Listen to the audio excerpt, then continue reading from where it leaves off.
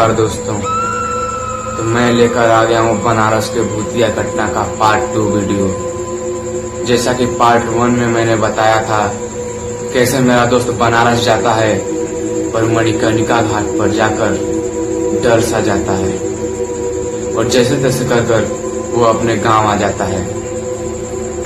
मैं जानता हूँ दोस्तों कि पार्ट 1 वाले वीडियो में आप लोग को बहुत सी चीजें अजीब सी लगी होंगी और दोस्तों लिख कर ले लो, ये वाला वीडियो देखने के बाद आप लोग बहुत ज्यादा डर जाओगे। आप लोग को शायद ही रात को नींद आ पाएगी। तो दोस्तों, जब मेरा दोस्त बनारस से घर लौटता है तो उसके मम्मी पापा पूछते हैं कि बेटा बनारस कैसा लगा। दोस्तों, मेरा दोस्त तो अंदर से एकदम डरा हुआ था और वह सोचता है कि मम्मी पापा को ये सब क्या बताना, फालतू में वो लोग भी परेशान हो जाएंगे। तो वो अपने मम्मी पापा को कहता है कि हाँ मम्मी पापा, बनारस बहुत ही अच्छा लगा। जैसे तैसे कर वो अपने मम्मी पापा को कुछ नहीं बताता है और वो अंदर से बहुत ही डरा हुआ था। ऐसे ही कुछ दिन चलता रहा। जैसे तैसे करके मुश्किल से 4 या 5 दिन हुए होंगे।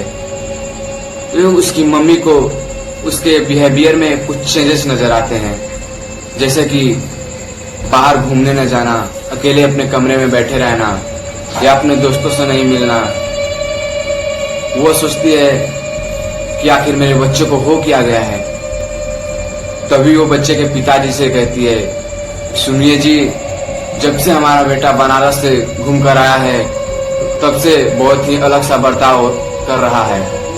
ये सब बातें हो ही रही थी कि वहां पर उसके मामा का लड़का पुलकित घूमने के लिए आ जाता है और वो सारी बातें सुन लेता है। तो पूछता है कि बुआ क्या हुआ उसे। तो उसकी बुआ ने सारी बातें बता दी कि बेटा वो बनारस घूमने गया था, ऐसा ऐसा हुआ और वो काफी अलग सा बर्ताव कर रहा है। पुलकित कहता है कि बुआ आप चिंता मत करो, मैं उससे जाकर बातें करता हूँ, वो मुझे जरूर बताएगा। जो कि दोस्तों, पुलकित और मेरा दोस्त बहुत ही अच्छे फ्रेंड थे, जो कि वो लोग साथ में कई बार घूमने भी गए थे। पुलकित ने बोला बुआ आप चिंता मत करो, मैं जाकर उससे पूछता हूँ, वो मुझे जरूर बताएगा। तो वो मेरे दोस्त के कमरे में जाता है और मेरा दोस्त भी उसे देखकर काफी खुश हो जाता है। तो लोग बैठते हैं, बातचीत करते हैं। पुलकित कहता है कि भाई क्या हुआ है तुझे, तेरी मम्मी बोल रही है कि आजकल तू किसी से मिलता जुलता नहीं है, अकेले कमरे में रहता है। तो मेरा दोस्त बोलता है कि भाई मैं बनारस घूमने गया था और वहां पर मणिकर्णिका घाट भी गया था, जहां पर बहुत सारी लाशें एक साथ जल रही थी और जब से मैं वहां से आया हूँ मुझे बहुत डर सा लगता है। तो पुलकित बोला कि अरे यार, इसमें डरने की क्या बात है, शमशान घाट पर लाशें नहीं जलेगी तो क्या लकड़ियां जलेगी। वो हंसते हुए बोलता है। तो मेरे दोस्त ने बोला ये सब तो ठीक है यार, पर मुझे सच्ची में अंदर से बहुत डर सा लगता है। पुलकित बोला अरे यार, ये सब फालतू की बातें छोड़, ये डर और कुछ नहीं होता और मैं हूं ना तुम्हारे साथ, क्यों डर रहा है। उसने बोला हाँ यार, तेरे आने से मुझ में हिम्मत सी आ गई है। तो दोनों बातचीत करके खाना वाना खाकर सो जाते हैं। पर पुलकित जो था वो थोड़ी देर से सोया था। वह सोच रहा था कि मैं इसके अंदर के डर को कैसे खत्म करूं।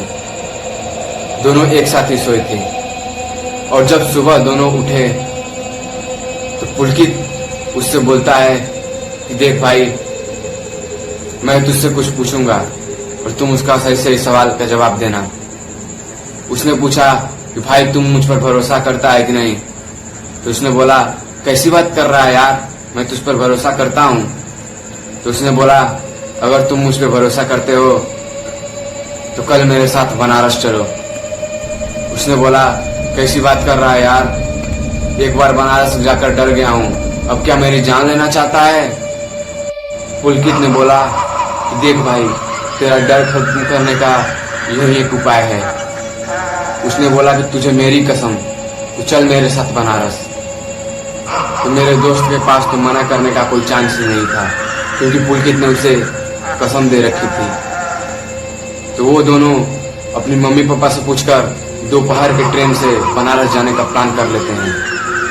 मेरे दोस्त के मम्मी पापा ने भी सोचा कि चलो भाई पुलकित के साथ थोड़ी देर घूमेगा तो ठीक हो जाएगा। तो उन लोगों ने प्लान के हिसाब से दोपहर की ट्रेन से बनारस चले गए और वहां जाकर रूम लिया, अच्छे से खाना वाना खाया और आराम करने लगे। और पुलकित सोच रहा था कि कब रात हो और कब मैं इसे मणिकर्णिका घाट पर लेकर जाऊं। दोस्तों, कभी कभी ज्यादा चालाक बनना भी बहुत खतरनाक हो सकता है। और दोस्तों, भूत प्रेत के साथ तो कभी मजाक करना ही नहीं चाहिए। पर उन लोगों को कहाँ पता था कि आज उन लोगों के साथ क्या होने वाला है। तो जैसे ही थोड़ी रात होती है, पुलकित उसको लेकर चला जाता है मणिकर्णिका घाट पर। और वहां पर फिर से वही दृश्य, चारों तरफ चिताएं जल रही हैं। पुलकित मेरे दोस्त को थोड़ा सा हिम्मत देता है कि देख भाई, यहाँ कुछ भी तो नहीं है, बस चारों तरफ चिताएं ही तो जल रही हैं। तो मेरे दोस्त को थोड़ा सा हिम्मत आता है और फिर वो लोग वहां से चल देते हैं। वहां से आते आते उन लोगों को काफी देर हो गई थी, जो कि उन लोगों को रूम पर आने के लिए रिक्शा भी नहीं मिल रही थी। उन लोगों ने सोचा कि चलो भाई पैदल ही चलते हैं, जो कि रिक्शा तो मिल नहीं रही है और हम लोग का थोड़ा सा वॉकिंग भी हो जाएगा। वहां से उन लोगों का रूम लगभग 8 या 9 किलोमीटर रहा होगा। सब सही चल रहा था। वे लोग अपनी रूम की तरफ जा रहे थे। मणिकर्णिका घाट से लगभग 1 या 1.5 किलोमीटर आगे आ गए थे। सब सही चल रहा था।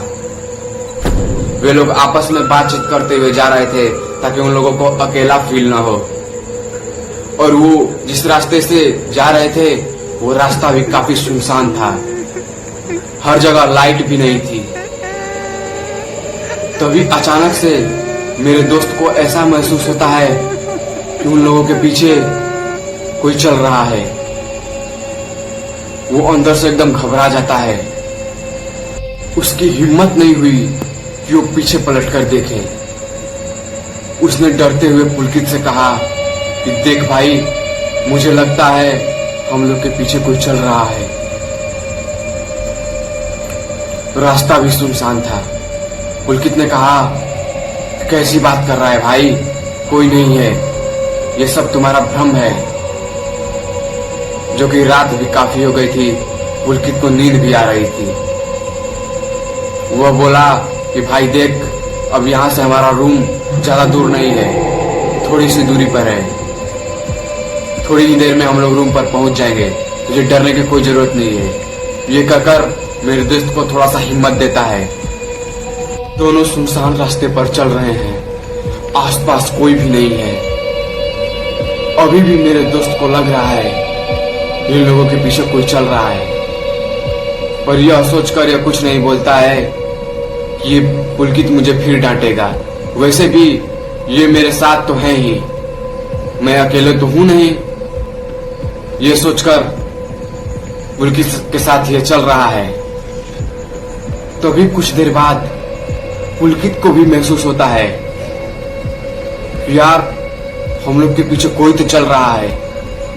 तभी ये मेरे दोस्त से बोलता है, यार मुझे भी लग रहा है कि हमारे पीछे कोई चल रहा है, सच में कोई है क्या? तब मेरा दोस्त डरते हुए और कांपते हुए बोलता है कि अरे भाई, ये तुम क्या बोल रहे हो? मैं तुम्हारे भरोसे ही यहाँ आया हूँ और तुम भी मुझे डरा रहे हो। दोनों के अंदर एकदम डर का माहौल हो गया था। पर पुलकित जो था वो मेरे दोस्त के मामले में थोड़ा सा हिम्मती था। दोनों हिम्मत कर पीछे मुड़ते हैं और पीछे मुड़कर उन लोगों ने जो देखी, उसको देखने के बाद वो लोग एकदम हक्का बक्का रह गए थे। उन लोगों के माथे से पसीना टपकने लगा था। जब ही उन लोगों ने पीछे मुड़ा तो उन्हें क्या पाया कि एक औरत सफेद साड़ी पहने, लंबे लंबे बालों वाली उन लोगों की तरफ आ रही है। ये देखकर वो लोग एकदम घबरा गए। वो लोग का हाथ पैर काम नहीं कर रहा था, एकदम कांप रहे थे और वहीं पर स्टैचू जैसे बन गए। और वो औरत इन लोगों की तरफ बढ़ रही है। वो औरत इन लोगों के पास आकर जोर जोर से हंसने लगती है, जोर जोर से हंसने लगती है। औरत का चेहरा एक साइड से पूरा जला हुआ था। उसकी दोनों बड़ी बड़ी आंखें, बड़ी बड़ी नाखून, दोस्तों देखने में एकदम खतरनाक चुड़ैल लग रही थी। ये सब देखने के बाद वो दोनों लड़के वहीं पर बेहोश हो गए। और जब कुछ देर बाद उन लोगों को होश आया तो वो लोग क्या पाते हैं कि औरत कहीं भी नहीं है। इतना सब होने के बाद वो लोग तुरंत उठकर वहां पर दौड़कर अपने रूम पर जाते हैं और सबसे पहले पुलकित अपने बुआ को फोन करता है और सारी बातें बता देता है। तो दोस्तों उसके मम्मी पापा तुरंत उसी रात वहां पर पहुंच जाते हैं। पुलकित तो मेरे दोस्त के मामले में थोड़ा सा हिम्मती था, उसे तो कुछ नहीं हुआ, पर मेरे दोस्त का तबीयत बहुत ज्यादा खराब हो गया। उसके मम्मी पापा ने बनारस में किसी अच्छे तांत्रिक को दिखाया, तब जाकर मेरा दोस्त कुछ सही हुआ और उसे वहां से लेकर अपने घर आ गए। तो दोस्तों इस घटना के बाद पुलकित ने भी मान लिया कि हाँ दुनिया में भूत नाम की कोई चीज होती है, और उसके बाद कभी उन्होंने भूतों के साथ खिलवाड़ नहीं किया। दोस्तों अगर ये स्टोरी आपको अच्छी लगी हो तो वीडियो को लाइक करना एंड मेरे चैनल को सब्सक्राइब जरूर करना, ताकि ऐसे ही हॉरर स्टोरी आप तक मैं पहुंचा सकूं।